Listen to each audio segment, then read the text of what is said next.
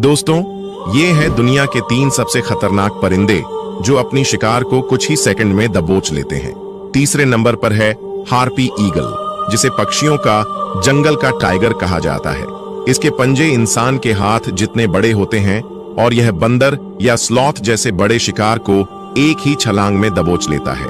दूसरे नंबर पर है गोल्डन ईगल। इसकी ताकत किसी भी जानवर से कम नहीं। यह अपने शरीर से 4 गुना भारी जानवर को भी उठा सकता है। इसके 3 इंच लंबे पंजे एक बार शिकार को पकड़ लें तो बचना मुश्किल होता है। सबसे पहले नंबर पर है पेरेग्राइन फैल्कन, दुनिया का सबसे तेज परिंदा। यह शिकार पर गोता लगाते समय 300 किलोमीटर प्रति घंटे की रफ्तार पकड़ लेता है। इसकी तेजी का एक ही वार शिकार को तुरंत गिरा देता है, इसलिए इसे आकाश का मिसाइल भी कहा जाता है।